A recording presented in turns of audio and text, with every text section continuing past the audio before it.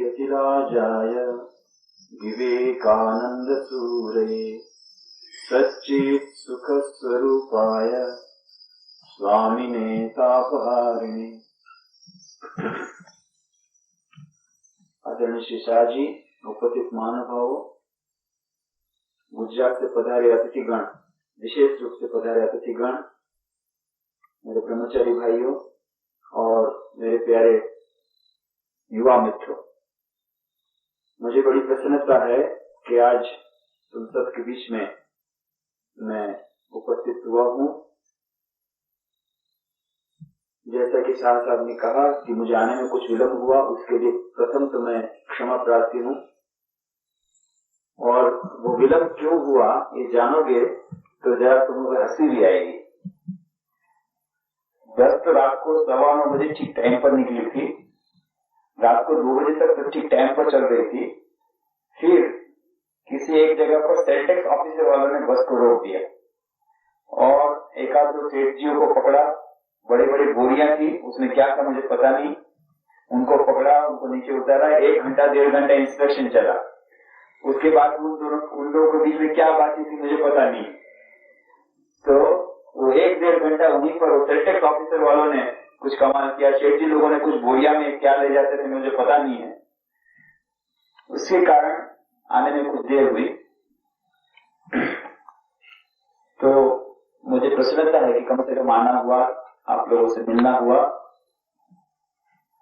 जैसे कि आपको पता है, प्रातःकालीन सत्र में बताया गया होगा यह कैंप क्यों किया जा रहा है। इस प्रकार के कैंप, युवा कैंप सारे देश भर में हो रहे हैं।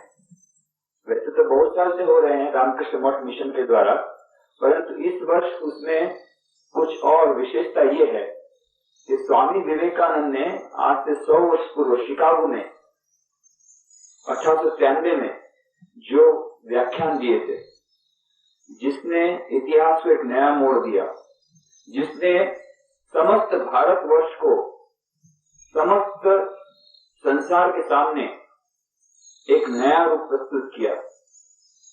जिस भारत को समझा जाता था यह गुलाम देश है, और गुलाम तो था ही उस समय, गुलाम देश, अंधविश्वासों का देश, असभ्य देश, संस्कृतिहीन देश, अत्यंत हीनता के साथ जिस देश की ओर देखा जाता था, समस्त संसार के लोग देखते थे।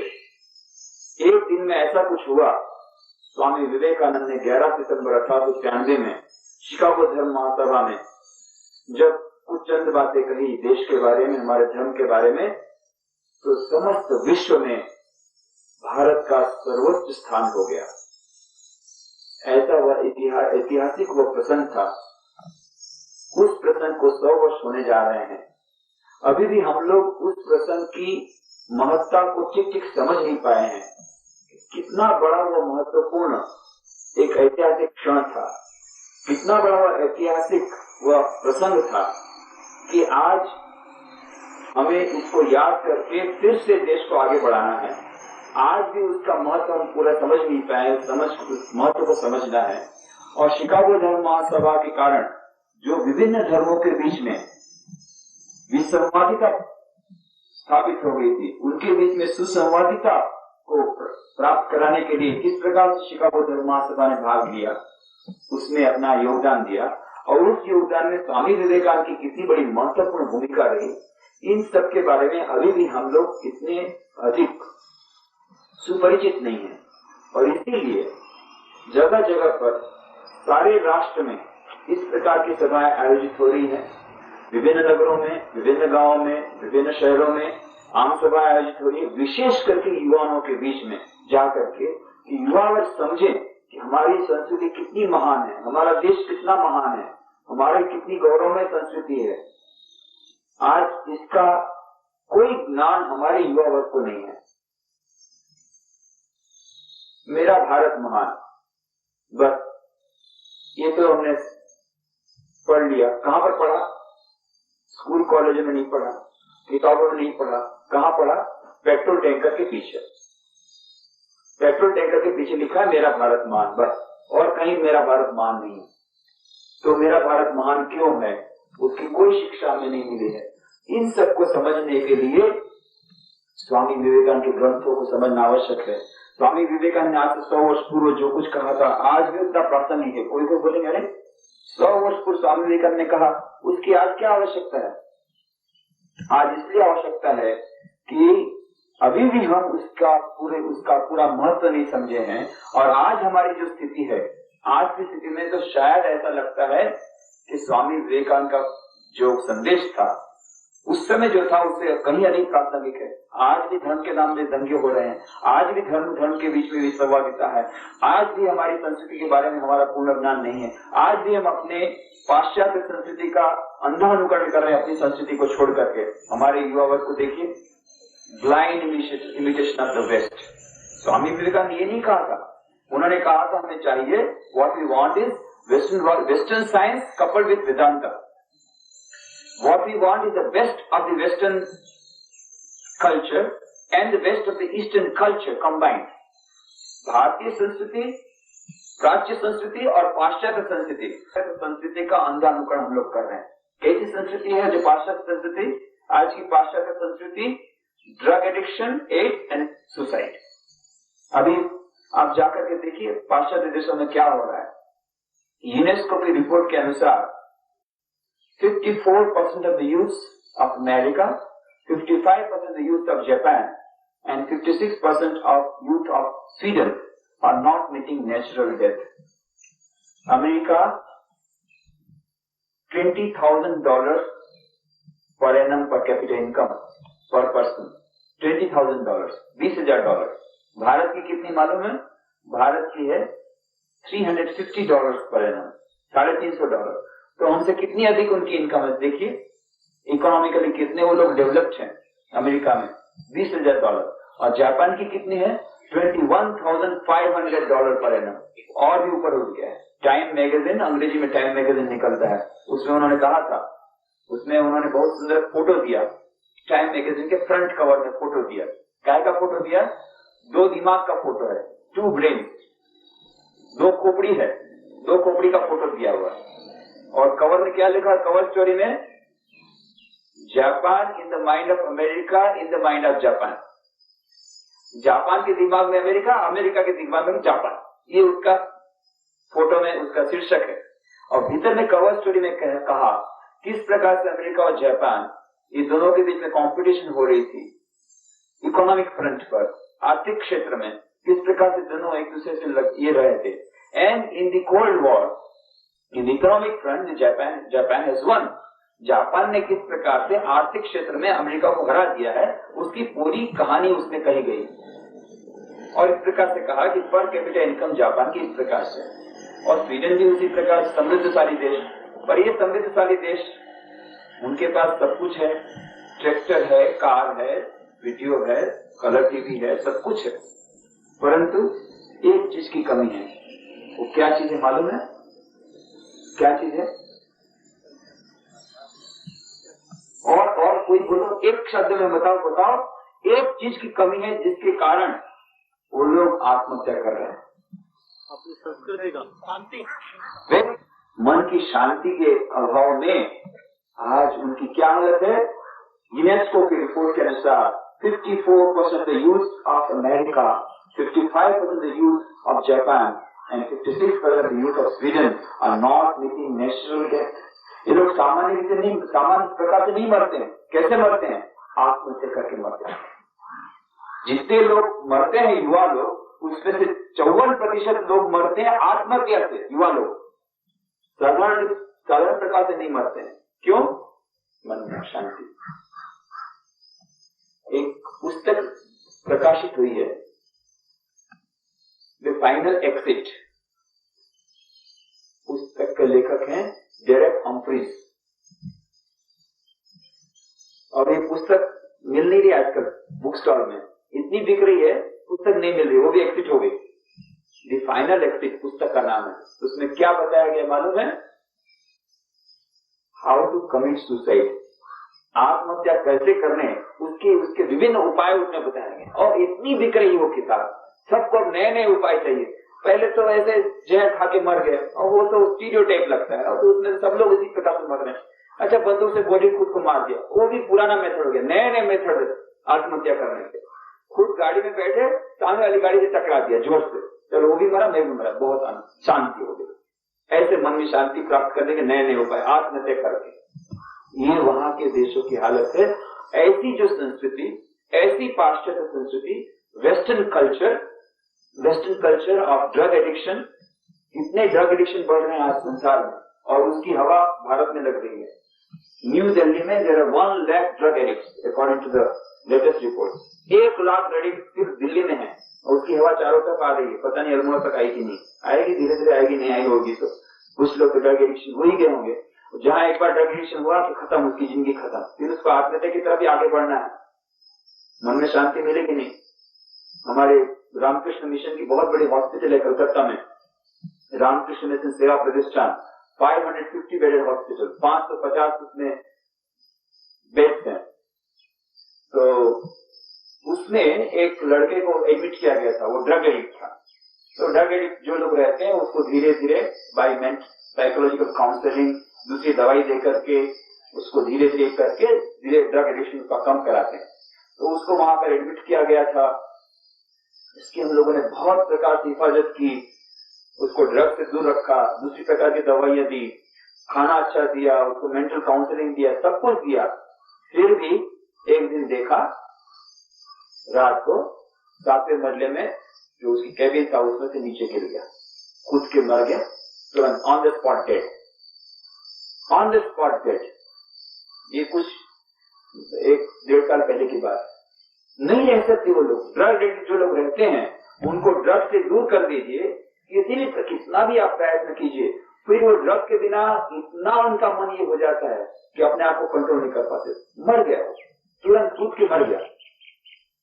एक बार ड्रग एडिक्शन जो लगा इतना डेंजरस है। इस प्रकार के ड्रग एडिक्ट प्रतिदिन बढ़ रहे हैं हमारे भारत में, पाश्चात्य संस्कृति का अंधा अनुकरण करने से। तो स्वामी विवेकानंद की ये बात थी, अनुकरण अवश्य करो, कुछ कुछ अच्छी बातें हैं उसका अनुकरण करो। Western science, western technology, yes, उसी के लिए तो स्वामी विवेकानंद गए थे समुद्र यात्रा करके, नहीं वहां से मैं वेस्टर्न साइंस टेक्नोलॉजी लाऊंगा, वहां की धन दौलत लाऊंगा, हमारे यहाँ जो बेचारे गरीब निरस जो है उनके लिए मैं उनकी सेवा करूंगा, वहां की धन दौलत लाऊंगा, वहां की टेक्नोलॉजी लाऊंगा, यहाँ के लोगों को किस प्रकार से अच्छी तरह से जीना सिखाएंगे, अच्छी तरह खाना देंगे, अच्छी तरह शिक्षा देंगे। ये सब उनकी, हमारे वहां की टेक्निकल नॉलेज, ये सब तो हमको चाहिए। We want material progress, we want luxury, all this things we shall certainly adopt from western culture. वहां की उनकी कुछ कुछ अच्छी बातें हैं, उनको भी हम लोग लेंगे, but we should not have blind imitation of the western culture. अभी हम लोग पाश्चात्य संस्कृति का अंधा अनुकरण कर रहे हैं। और बात तो ये है कि अच्छी बातें तो लेते नहीं है और खराब बातें सब ले रहे हैं, उल्टा कर रहे हैं। हमको क्या करना चाहिए, वहां की अच्छी अच्छी बातें को ग्रहण करनी चाहिए, और वहां की जो बातें हैं जिनके कारण वो लोग अब त्रस्त हो गए हैं, वो लोग खुद त्रस्त होकर के आत्महत्या कर रहे हैं, अपनी खुद की संस्कृति त्रस्त होकर के यहाँ पर आ रहे भारतवर्ष में शांति को ढूंढने के लिए। देखो ना, एक जापानीज लड़की आई हुई है यहाँ पर आश्रम में, मन की शांति ढूंढने के लिए यहाँ भारतवर्ष आई हुई है। कलकत्ता में हमारा पार्लियामेंट रिलीजन हुआ था, शिकागो विश्व धर्म शताब्दी के निमित्त 100 वर्ष पूरे हुए, उसके प्रसंग में हम लोगों ने उस संदर्भ में वहां कलकत्ता में एक विश्व धर्म सभा का आयोजन हुआ था, पार्लियामेंट ऑफ रिलीजन कलकत्ता में 11, 12, 18, 19 सितंबर। हम लोग गुजरात से करीब 120 लोग गए थे और पूरे देश विदेश से लोग आए थे, करीब 15,000 डेलीगेट थे उसमें, और 110 जो विश्व के प्रसिद्ध विद्वान हैं, धर्मगुरु हैं, 17 देशों से आए थे, 17 कंट्रीज, और बहुत बड़ा समागम हुआ था नेताजी इंडोर स्टेडियम में। President of India Shankar Dayal Sharma आए थे अंतिम अधिवेशन में, और बिगनिंग में आए थे अर्जुन सिंह, और बहुत बड़े बड़े विद्वानों ने अच्छी अच्छी बातें कही। वहां से पता लगा, जर्मनी से आए थे जो लोग, फ्रांस से आए थे, कनाडा, उनको फॉरेन एक्सचेंज मिल सके, हमारे देश की आर्थिक स्थिति सुधर सके, इसलिए हम लोग क्या करते हैं, मिनिमम कंजम्पशन करके, मैक्सिमम सेविंग करके, उसको एक्सपोर्ट करके फॉरेन एक्सचेंज अर्न करते हैं। ये तो हमारे देश में, इसलिए हमारे देश में पर फैमिली एक वॉच रहता है, पर फैमिली एक घड़ी, प्रत्येक परिवार में एक घड़ी होती है, उससे ज्यादा नहीं। भारतवर्ष में आकर देखा कि यहाँ तो घड़ियों का उत्पादन बहुत कम है, फिर भी यहाँ हर एक आदमी के पास घड़ी है, एक रिक्शा वाले के पास देखो तो उसके पास भी घड़ी, और आश्चर्य की बात यह है उसको घड़ी देखना नहीं आता फिर भी घड़ी रखता है रिक्शा वाला। और उससे ज्यादा आश्चर्य की बात है, everybody is keeping watch, nobody is keeping time. Everybody wearing watch, nobody keeping time. वो इंडियन स्टैंडर्ड टाइम तो एकदम फेमस हो गया। अरे कब आओगे? बोले आधा घंटा लेट। तो बोले ठीक है, इंडियन स्टैंडर्ड टाइम ठीक है। इंडियन स्टैंडर्ड टाइम से आओगे ना तो आधा घंटा 1 घंटा चलेगा। ये तो हम लोग की बात है। तो हम लोग को वहां से सीखना चाहिए कैसे समय पालन करना चाहिए, how to keep time that you don't imitate. Blind imitation जो वहां के लोग रिजेक्ट कर रहे हैं, जो कल्चर, जिस कल्चर को लोग रिजेक्ट कर रहे हैं उस कल्चर को हम लोग इंपोर्ट कर रहे हैं। जो वहां की अच्छी अच्छी बातें करनी चाहिए, उन लोगों में कितनी परिश्रम का कितना बड़ा बोध है, समय पालनता का कितना बड़ा बोध है, वो तो हम लोग लेते नहीं है। तो what Swami Vivekananda wanted was a diffusion of Eastern and Western culture, good points of Eastern and Western culture combined। ये हमारे देश को आगे बढ़ाएगा। पाश्चात्य संस्कृति, पाश्चात्य देशों से कुछ अच्छी बातें सीख करके वहां के वेस्टर्न साइंस, वेस्टर्न कल्चर और वहां की वेस्टर्न जो अच्छी अच्छी चीजें वो उनके पास से लेकर के, और हमारी भारतीय संस्कृति, भारतीय दर्शन, भारतीय अध्यात्म दर्शन इतना महान है कि उनको आगे ले जा सकता है। दोनों के मिश्रण से ये देश आगे बढ़ेगा, not the blind imitation of the West. तो जब तक हमको अपने देश के संस्कृति के बारे में, अपने अध्यात्म दर्शन के बारे में नहीं पता लगेगा, उसके बारे में हमको गौरव नहीं होगा, तब तक हम ये नहीं कर सकते। इसलिए आज के युवाओं के लिए आवश्यक है कि वो समझें हमारे देश का अतीत कैसा था, हमारे देश का भी वर्तमान क्या है, और हमारे देश का कैसा भविष्य हम चाहते हैं, कैसे हम भारत को चाहते हैं। स्वामी विवेकानंद का क्या स्वप्न था, उस स्वप्न को हम लोग कैसे पूरा कर सकेंगे। स्वामी विवेकानंद ने कितनी बड़ी बातें कही है। सबसे पहली बात तो स्वामी विवेकानंद ने कही कि मेरी आशा युवा पीढ़ी पर है, युवा लोगों में से ही मेरे कार्य को, मेरी योजनाओं को कार्यान्वित करने वाले कार्यकर पैदा होंगे। मेरी सारी आशा युवा पीढ़ी पर है। इसीलिए हम लोग युवा सम्मेलनों के लिए, युवा यूथ कैंप के लिए इतनी अधिक जो हम लोग बातें करते हैं, इतना परिश्रम करते हैं। क्यों? क्योंकि स्वामी विवेकानंद ने कहा था कि जो कुछ भी यदि कार्य करना होगा भारत के पुनर्निर्माण का, तो वो कार्य युवाओं द्वारा होगा। युवकों पर उनको बहुत बड़ी श्रद्धा थी, और स्वामी विवेकानंद तो स्वयं युवा थे, युवा रहे, और युवावस्था में उन्होंने अपना शरीर त्याग दिया। वो तो सब जानते हो तुम लोग। सिर्फ 39 वर्ष की उम्र में चिर युवा विवेकानंद ने अपना शरीर त्याग दिया। जिंदगी भर उन्होंने जो काम किया युवाओं के लिए किया। उन्होंने जो प्रवचन उनके सुनने वाले वो भी सब युवा, जितने लेटर्स उन्होंने लिखे, पत्र लिखे, वो भी युवा, जिनके साथ उनके संभाषण हुए, वार्तालाप हुए, फिर वो शरद चक्रवर्ती हो चाहे दूसरा कोई, वो भी युवा। पत्र लिखे तो उनके जो युवा गुरु भाई थे, स्वामी अखंडानंद, स्वामी रामकृष्णानंद, ये भी युवा थे उस समय, और दूसरे उनके शिष्य थे आला सिंगा पेरुमल, ये सब भी युवा। तो युवाओं के साथ ही उनका नाता रहा, और उनकी पुस्तकों को पढ़िए। स्वामी विवेकानंद के जितने उनके व्याख्यान, उनके पत्र, उनकी कविताएं, उनके संभाषण, ये सब विवेकानंद साहित्य 10 भाग में उपलब्ध है।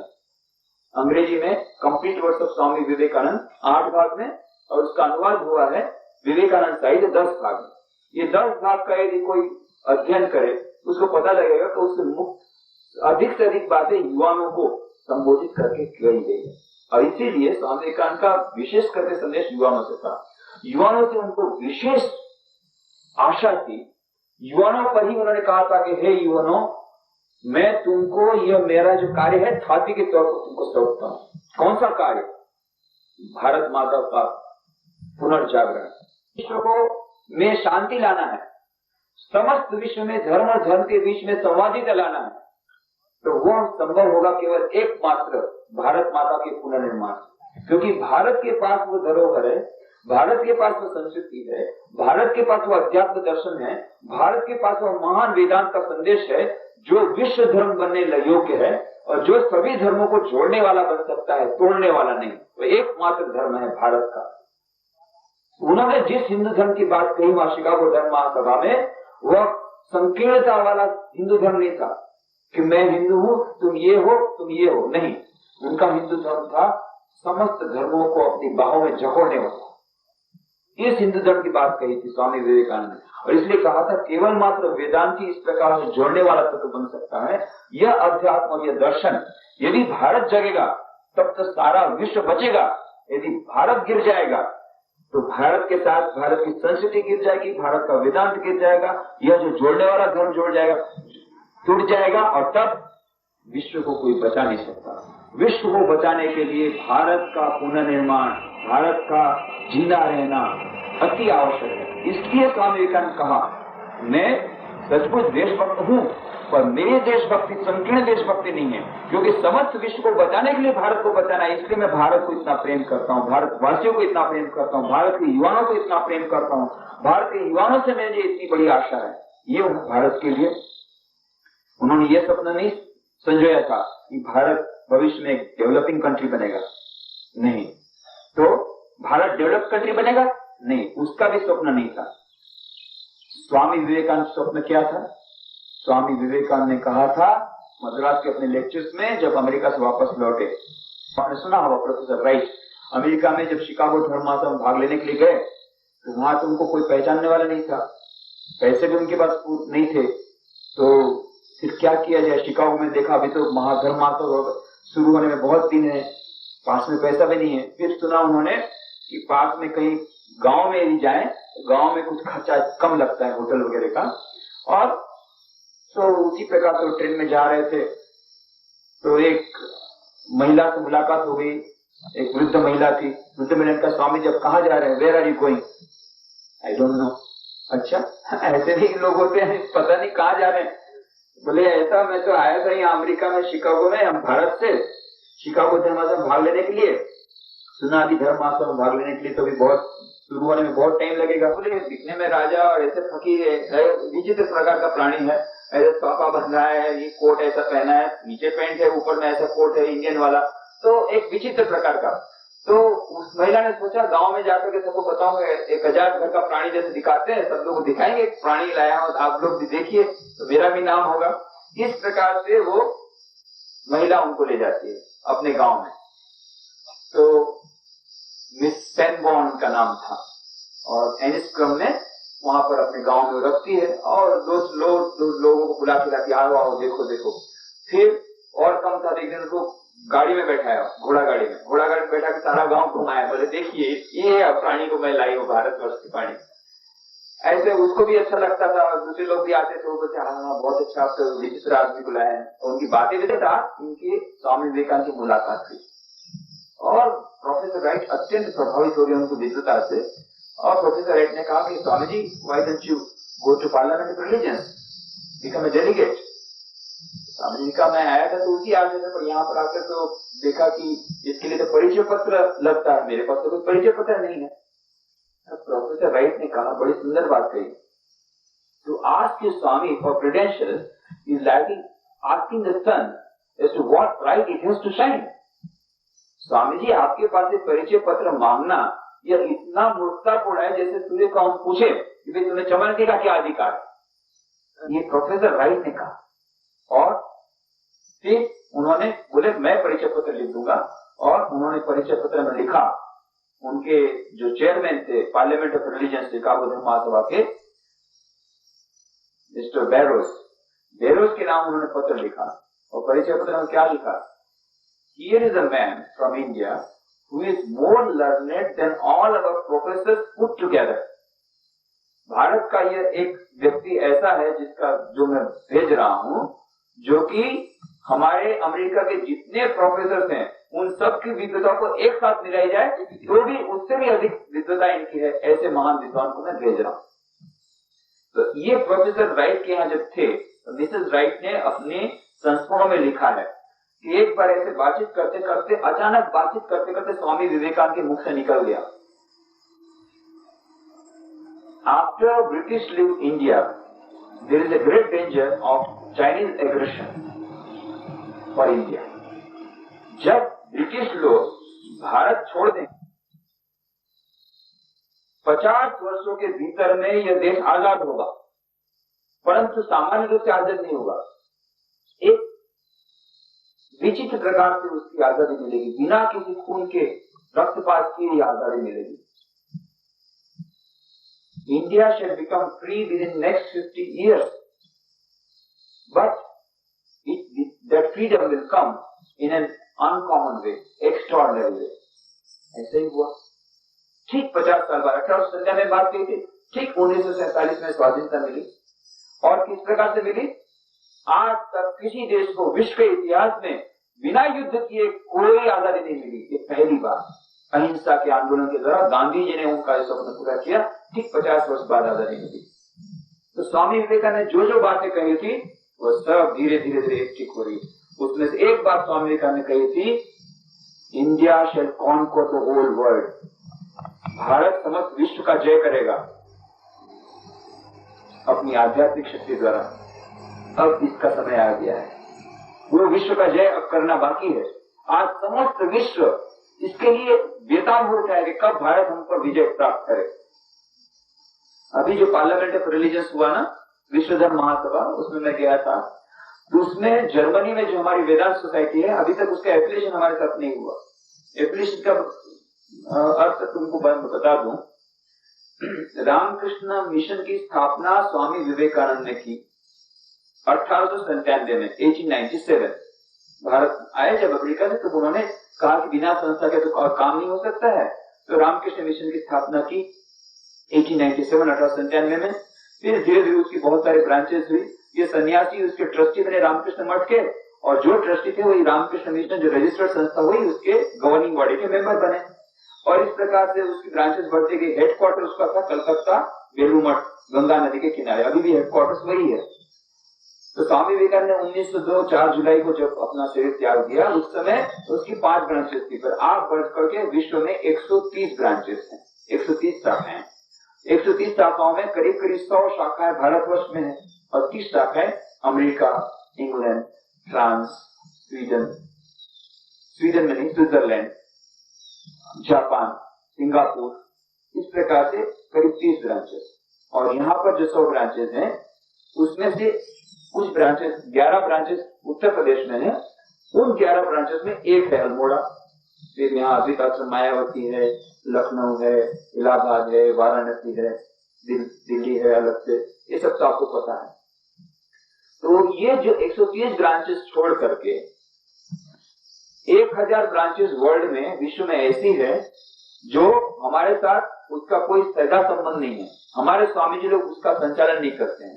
उसका संचालन हमारे हेडक्वार्टर बेलू मठ से नहीं होता है, परंतु उसका नाम उन्होंने रखा है Ramakrishna Vivekananda Society, Vedanta Society, Ramakrishna Ashram, Vivekananda Ashram. Ramakrishna Mission is a registered name, they can't keep it. Ramakrishna Math is a registered name, they can't keep it. परंतु रामकृष्ण वेदांत सेंटर, इस प्रकार से 1000 शाखाएं ऐसी हैं जो वहां के भक्त और मित्र चलाते हैं। उसी प्रकार से जो हमारी एक्टिविटीज हैं, जो हमारे जिस प्रकार की एक्टिविटीज हैं, जैसे कि यहाँ पर डिस्पेंसरी है, charitable dispensary, hospital, library, school, colleges और रिलीफ वर्क, ये जितनी प्रकार के सेवा कार्य हम लोग के द्वारा होते हैं, उसी प्रकार के कुछ कुछ सेवा कार्य वो लोग भी करते हैं। वो लोग भी स्टडी सर्कल चलाते हैं, वो लोग भी यूथ के लिए काम करते हैं। उन लोग के पास भी थोड़े छोटे छोटे मंदिर हैं, परंतु उसका संचालन वहां के भक्त मित्र लोग करते हैं। उसका संचालन हमारे स्वामी जी लोग नहीं करते हैं। रामकृष्ण मठ, बेलू मठ के जो हेडक्वार्टर है, वहां से उसका कोई सीधा संबंध नहीं। ये उसका अंतर है। तो उस प्रकार के जो ब्रांचेस है, वहां से भी पार्लियामेंट ऑफ रिलीजियन शिकागो विश्व धर्म सभा में भाग लेने के लिए भक्त लोग आए हुए थे। तो जर्मनी में जो वेदांत सोसाइटी है, उसके जो प्रेसिडेंट हैं वो आए थे, मिस्टर फिजोल्ड, और या मैं नाम भूल रहा हूं ठीक से, जो भी हो, तो वो जर्मनी है।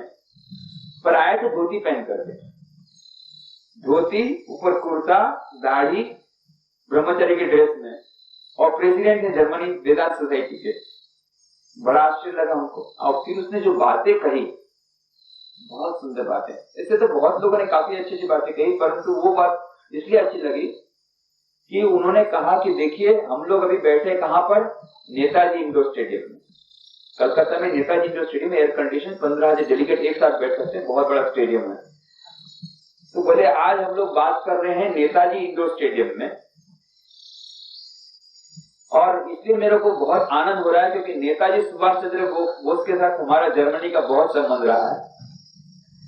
नेताजी सुभाष चंद्र बोस भारत की स्वाधीनता प्राप्त करने के लिए जर्मनी हमारे देश आए थे, सहायता प्राप्त करने के लिए, राजनीतिक सहायता प्राप्त करने के लिए, पॉलिटिकल असिस्टेंस के लिए, आपकी स्वाधीनता प्राप्त करने के लिए, भारत की स्वाधीनता प्राप्त करने के लिए नेताजी सुभाष चंद्र बोस हमारे जर्मनी में आए थे।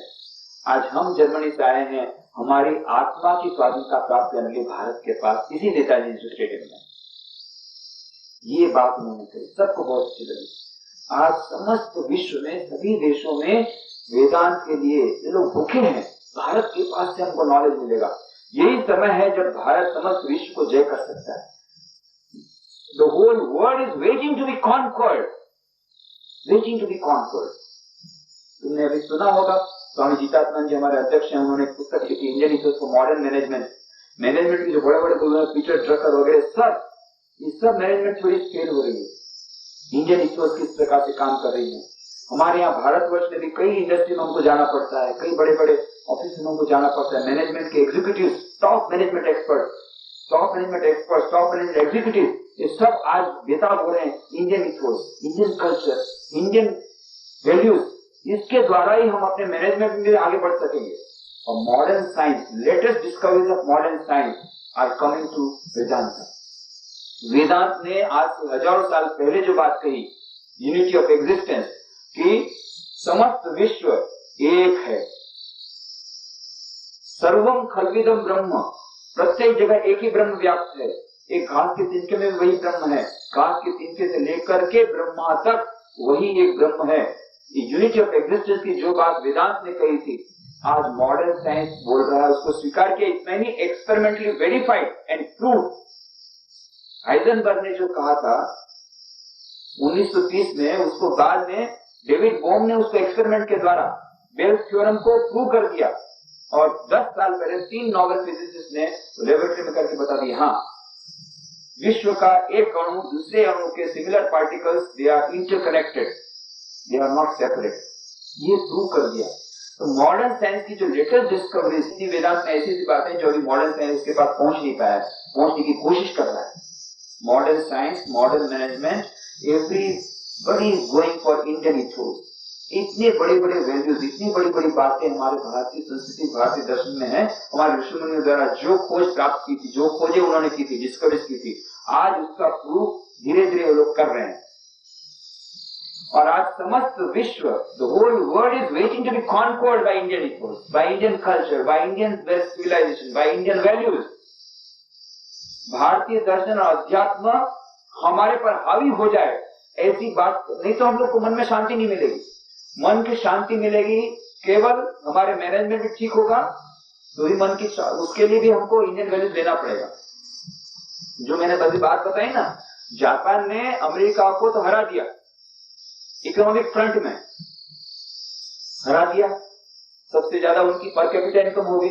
उस जापान की आज क्या दशा है मालूम है? वहां के जो सोनी कंपनी के जो चेयरमैन है मिस्टर मोरिटा, उन्होंने आर्टिकल लिखा कि जापान की बहुत बुरी दशा है, अब हमको, उसका नाम उन्होंने दिया कोरिशा। और इतना ही नहीं, जापान मेंटल हेल्थ डिपार्टमेंट ने जो सर्वे किया, बहुत ही एक विस्मयकारी उन्होंने समाचार दिया। 44% of the executives of the workers over the age of 40 are suffering from mental diseases. 44% वहां के जो इंडस्ट्रीज में, बिजनेस में काम कर रहे लोग हैं, वो लोग 40 साल की उम्र के ऊपर वाले, वो लोग सब मानसिक रूप से रोगी बन गए। उनको बचाने का उपाय अब लोग खोज रहे हैं। तो अब ये लोग समझ ले कि हम लोग सिर्फ कंपटीशन पर जाएंगे, सिर्फ मटेरियलिस्टिक सिविलाइजेशन के पीछे जाएंगे, तो ठीक है, पर कैपिटा इनकम तो बढ़ जाएगा, मानसिक शांति नहीं मिलेगी, मानसिक रोगी बन जाएंगे, आत्महत्या करना पड़ेगा। तो हमको कुछ ऐसी फिलॉसफी चाहिए जिससे हमको मटेरियल तो ग्रोथ हो, साथ साथ में स्पिरिचुअल ग्रोथ हो, मन की भी शांति मिले, तन की भी शांति मिले। तो इसलिए उन्होंने अब जापान में एक नया उन्होंने निकाला, जो अब जापान कर रहा है। ये सब के लिए अब ये लोग आ रहे हैं इंडियन कल्चर, इंडियन इथोस के साथ। ये सब बातें तुमको ये किताबें मिलेगी, Indian ethos for modern management, उसमें भी कुछ किताबें हैं, और जितना दूसरी किताबें हैं, होलिस्टिक साइंस एंड वेदांता, उसमें पता पड़ेगा कैसे वेदांत की सब बातें ये मॉडर्न साइंस भी होलिस्टिक साइंस में मान रहा है। तो जो वेदांत ने बात की थी, होलिस्टिक यूनिवर्स, समस्त विश्व एक है, वो बात अब विज्ञान कर रहा है। इस प्रकार से समस्त विश्व आज भारतीय अध्यात्म, भारतीय वैल्यूज, इसको प्राप्त करने की कोशिश कर रहा है, और वो चाहता है कि हमारे पर हावी हो जाए, हम उससे विजित हो जाए। This is the golden chance. अभी हमारे युवा वर्ग को यह एक बड़ा सुनहरा मौका है कि समस्त विश्व पर हम विजय प्राप्त करें। स्वामी विवेकानंद जो स्वप्न संजोया था, India shall conquer the whole world, इस स्वप्न को हम पूरा करें। स्वप्न को पूरा कैसे करेंगे? अभी जब तक हम स्वयं अपनी संस्कृति को न समझ लें, हम स्वयं उस संस्कृति को अपने जीवन में न ढालें, हम दूसरों को कैसे विजय प्राप्त करेंगे? अभी तो हम लोग खुद पाश्चात्य संस्कृति के पीछे अंधानुकरण करते हुए मर रहे हैं। तो पहले तो हमको अपनी संस्कृति को समझना पड़ेगा, अपनी गरिमा को समझना पड़ेगा, हमारा आध्यात्मिक संपदा, आध्यात्मिक ज्ञान। तो ये दोनों बातें आवश्यक है। हम लोगों ने क्या किया? हम लोगों ने बस निश्रेय जीवन का उद्देश्य मोक्ष प्राप्ति, बस सब कुछ छोड़ छाड़ के गुफा में चले जाओ, जंगल में चले जाओ। ये स्वामी का ये हमारी भारतीय संस्कृति नहीं है। भारतीय दर्शन क्या कहता है? धर्म, अर्थ, काम, मोक्ष, चार पुरुषार्थ की बात कही है, केवल मोक्ष की बात नहीं कही। जैन धर्म, बौद्ध धर्म ने मोक्ष के ऊपर ज्यादा ध्यान दिया और सभी लोगों को सन्यासी बनाना शुरू किया, तब से ये भारत का पतन शुरू हुआ। इसलिए स्वामी विवेकानंद कहते हैं, हाँ, जिसको सन्यासी बनना हो तो बनेंगे, जरूर बनेंगे, क्योंकि सन्यासी हो उसी प्रकार से गृहस्थों की अत्यंत आवश्यकता है। कमाएगा कौन? गृहस्थ। सन्यासी को खिलाएगा कौन? तो धर्म, अर्थ, काम, मोक्ष, चारों पुरुषार्थ की जीवन में आवश्यकता है, केवल मोक्ष नहीं। मोक्ष हमें चाहिए। उठो जागो, लक्ष्य की प्राप्ति तक रुको मत, ये याद रखना। उत्कृष्ट जागृत प्राप्ति बरा निबोधता, जो कठोपनिषद का श्लोक है, उसका स्वामी विवेकानंद ने थोड़ा सा अलग रूप से उन्होंने ट्रांसलेशन किया। वहां तो कहा उठो जागो और विद्वानों के पास जाकर के ज्ञान प्राप्त करो। स्वामी विवेकानंद ने फिर ट्रांसलेशन किया, arise awake and stop not till the goal is reached. उठो जागो और जब तक लक्ष्य की प्राप्ति न हो तब तक रुकना मत। ये स्वामी विवेकानंद ने संदेश दिया। जब अमेरिका से भारत आए, स्वामी विवेकानंद ने संदेश दिया। इस संदेश को सुनकर के युवान लोग जागृत हो गए। कैसे कैसे युवान? मोहनदास महात्मा गांधी बन गए, सुभाष चंद्र बोस नेताजी बन गए, डॉक्टर राधाकृष्णन, जवाहरलाल नेहरू, कितने सारे लोग फांसी के कंधे पर चढ़ गए। कितने लोगों ने अपना जीवन, समस्त जीवन देश के लिए न्यौछावर कर दिया। शायद ही कोई ऐसा देशभक्त होगा। जवाहरलाल नेहरू लिखते हैं डिस्कवर ऑफ इंडिया में, was not inspired by Swami Vivekananda. Gandhi ji जब आए थे वहां पर, हमारे जो हेडक्वार्टर बेलूर मठ, गंगा के किनारे कोलकाता के पास, 1921 में आए थे, 30 जनवरी 1921। स्वामी विवेकानंद की उस दिन जन्म तिथि थी। तो गांधी जी उस दिन पधारे थे। तो वहां बेलूर मठ में जिस कमरे में स्वामी विवेकानंद रहते थे, वो कमरा अभी भी उसी प्रकार से रखा हुआ है। आप जाइए तभी भी ऐसा लगे मान लो स्वामी विवेकानंद बैठे हुए हैं। उनकी कुर्सी, उनका टेबल, जिस पगड़ी को पहनते थे वो पगड़ी, वो सब, उनका डंडा, वो जो तबला बजा। जब स्वामी विवेकानंद अमेरिका से वापस लौटे तो कुछ मद्रास के कुछ युवक राक्षस हैं लोग, ये कैसे रहते हैं? तो दूसरे प्रकार के तो पहले खुद का फायदा देखते हैं, फिर दूसरे का फायदा देखते हैं। ये तीसरे वाले ऐसे रहते हैं कि खुद को वही मिलेगा। उसके हाथ में शंख दे दिया है तो बहुत खुश हो गया, खुश होकर के शंख को जाने लग गया। फिर समुद्र तट पर ठहरो, सुन लो, तुम जो मांगोगे तुमको वही मिलेगा और तुम्हारे पड़ोसी को उससे दुगना मिलेगा। जहां उसने सुना बेहोश हो गया। अरे मैंने इतना सेवा के साधु बाबा का ये किया और शंख मिला मेरे को, मैं जो मांगूंगा मेरे को मिलेगा। वो सारा पड़ोसी कुछ नहीं करता, मेरे से हमेशा जलन करता है, उसको दुगना मिलेगा। ये मैं से कैसे सहन होगा? आकर घर में आकर शंख फेंक दिया। क्या हुआ पति का? कहाँ गए थे? बोले ऐसे तो गया था, ये शंख मिला। तो बहुत अच्छा है। अरे आगे तो सुन, हमको जो मांगेंगे वो मिलेगा, वो पड़ोसी को साले को दुगना मिलेगा। ये मैं कैसे सहन कर सकता हूँ, बस स्वयं फेंक दिया, ऐसे कैसे गरीब रह गया। एक दिन पतिदेव से बाहर गए थे, तब पत्नी ने नहीं रहा दिया, खाने को कुछ नहीं है, कपड़ा नहीं है, मकान झोपड़ी बिल्कुल टूट रही है। फिर उससे नहीं रहा गया, शम देवता की पूजा शुरू किया। शम देवता प्रकट हुए, बोले क्या चाहिए, मुझे अच्छे से कपड़ा दीजिए, खाने को कुछ दीजिए, मकान अच्छा बना दीजिए। तथा शाम को पति देवता आए, अरे देखा कहाँ आ गया, 2 झोपड़ी थी, 2 में से कोई नहीं दिख रही है और 3 मल्टी स्टोरी बिल्डिंग दिख रही है, क्या बात हो गई। फिर बाद में देखा कि 3rd मल्टी स्टोरी बिल्डिंग से, तीसरे मकान से ऊपर के मरले से कोई सुंदर चीज उसको बुला रही, कौन बुला रही है। फिर बाद में देखा उसकी खुद की पत्नी है, सुंदर कपड़े पहने हैं तो पहचान में नहीं आते।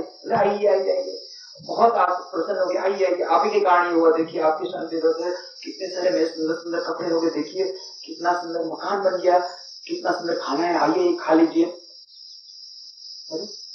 ऐसे ही खड़े हैं, आपको आनंद नहीं है, इतना सुंदर कपड़ा मिल गया, इतना सुंदर मकान बन गया, आपको कोई आनंद नहीं है। अरे पगली आगे तो देख, तेरा तो 1 मकान बना, उसके 2 मकान बन गए हैं, इसमें मेरे को कैसे खाना अच्छा लगेगा, मेरा खाना सब सूख गया, मेरी सब शांति खत्म हो गई। अरे रे, उसके 2 मकान बन गए, उसने कुछ नहीं किया, उसके 2 मकान बन गए। ये मेरे से कैसे सहन होगा, मेरे से सहन नहीं होगा, ये दुख मेरे से बिल्कुल नहीं सहन हो रहा है। सारी रात उसको नींद नहीं आई, कुछ नहीं खाया, सारी रात बेचैन रहा। अरे उसके 2 मकान बन गए, रात भर यही सोच रहा है। फिर सुबह में फिर शम देवता की पूजा किया, शम देवता प्रकट हो गए। शम देवता जी आप प्रसन्न हो, बस इतनी कृपा कीजिए, मेरे मकान के सामने कुआं बन जाए। उसके मकान में 2 कुआं बन गए। हे शम देवता, मेरी एक आंख फूट जाए, उसकी 2 आंखें फूटी, अंधा हो गया, कुएं में गिर के मर गया। अब उसको मजा आया, बहुत आनंद हुआ। अब मेरे को आनंद, मेरी एक आंख फूटी, वो तो मर गया ना, बहुत आनंद। खुद का नुकसान करके भी दूसरे का नुकसान करे, उतना आनंद है उस इंसान। ये 5 प्रकार के। तो अभी हमारे समाज में ये 3रे, 4थे, 5वें ये टाइप के ज्यादा मिलते हैं। इसलिए स्वामी विवेकानंद ने कहा मैन मेकिंग एजुकेशन, मनुष्य निर्माणकारी शिक्षा में चाहिए। अभी राक्षस निर्माणकारी शिक्षा दी जा रही है सब जगह पर। मनुष्य बनो, पहले मनुष्य बनो, दूसरों के लिए फील करना सीखो, निस्वार्थता, यही धर्म की कसौटी है। कौन कितने बार गिरजाघर में गया, मंदिर में गया, मस्जिद में गया, कौन किसने कितना बड़ा तिलक किया, किसने कितना व्रत किया, किसने कितना उपवास किया, ये महत्व का नहीं है। महत्व का ये है कि तुम्हारे हृदय में दूसरों के प्रति प्रेम है, दूसरों के लिए तुम्हारी सेवा की कुछ भावना होती है, निस्वार्थता आई है थोड़ी सी भी, दूसरों के लिए सोचते हो। 50,000 लोग वहां धरती कम में मर गए, क्या कुछ दुख लगा? तो ठीक है, तुम मनुष्य हो, नहीं तुम्हारे पशु में क्या अंतर है? पशु भी किसी के लिए नहीं सोचता, अपने केवल परिवार, अपने खुद के बच्चे के लिए सोचता है, वही जब तक बड़ा नहीं होता तब तक। पक्षी भी अपने बच्चे के लिए तब तक सोचता है जब तक वो बड़ा नहीं होता, बस उसके बाद खत्म। और दूसरे के लिए तो कुछ सोचता ही नहीं। तो मनुष्य पशु में क्या अंतर है? जो दूसरों के लिए जीता है वही सचमुच में जीता है। महाराजा मैसूर स्वामी विवेकानंद के शिष्य थे, उनको स्वामी विवेकानंद ने एक पत्र लिखा था, बहुत ही सुंदर वाक्य, बहुत याद करने लायक। Maharaja, this life is short, the vanities of this world are transient, in this short life they alone live, who live for others, the rest are more dead than alive. राजा, ये जीवन क्षणभंगुर है, इस क्षणभंगुर जीवन में जो दूसरों के लिए जीता है वही सचमुच में जीता है, और नहीं बाकी सब मुर्दे के बराबर है। आज हमारे समाज में सब मुर्दे हैं, कोई जिंदा आदमी बहुत कम मिलेंगे जो दूसरों के लिए जीते हैं, अपने लिए जीने वाले। मेरा मकान, मेरा पुत्र ठीक हो, मैं ठीक हूँ, मेरा पति, मेरा भाई, मेरा परिवार, बस मेरा मकान बने, दूसरी दुनिया जाए भाड़ में, मेरे उससे कोई मतलब, देश जाए भाड़ में, समाज जाए भाड़ में।